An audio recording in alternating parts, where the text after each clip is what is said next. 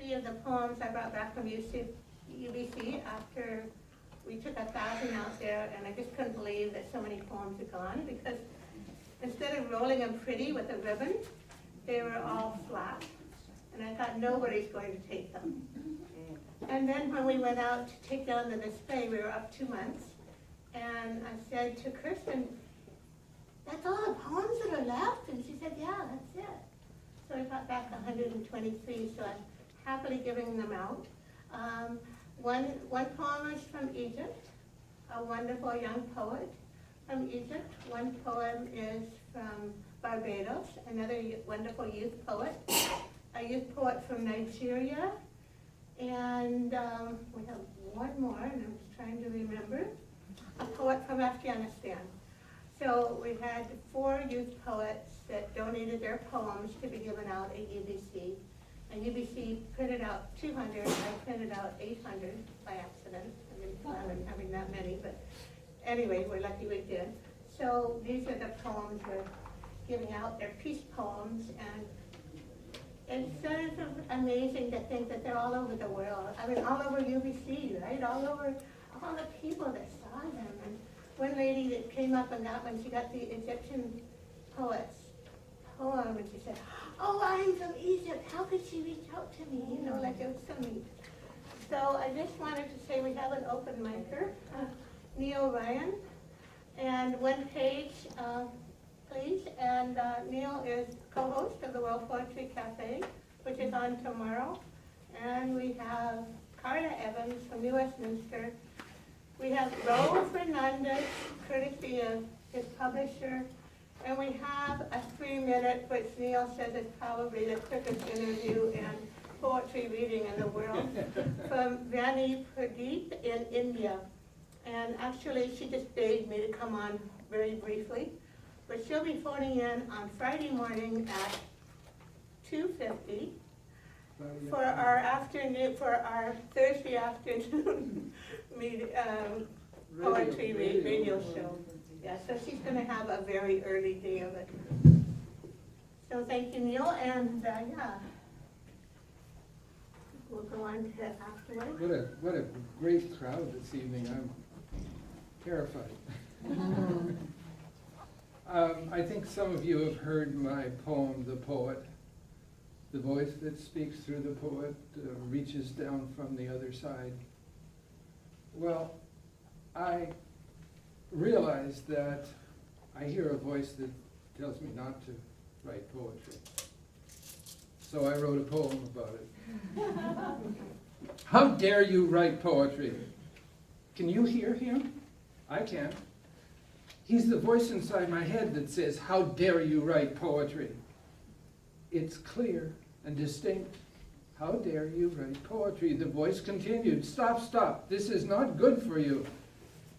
Interesting, I thought, as I sat down to write this poem. Whose voice is that? It sounds stern like a man's voice, but whether father's voice or mother's voice, it simply doesn't matter. They both reside inside my head, wanting to tell me where the unsafe boundaries begin. The boundaries that pretend if I followed will keep me safe. How effective are those boundary voices then? This is a fallacy because it's not true. No matter how safe we play it, in the end, we all die.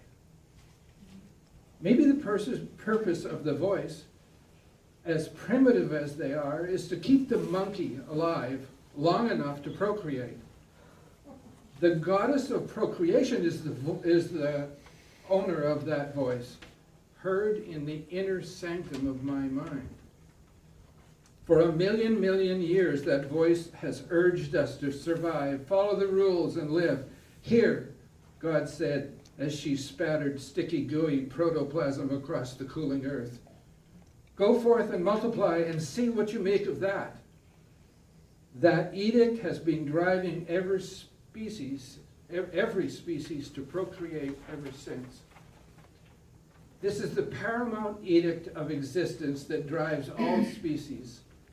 Keep surviving and evolving through reproduction until perhaps one day we can say to God, Mother, this is what we've made of it. Parents who become parents change microbially in accord with conditions.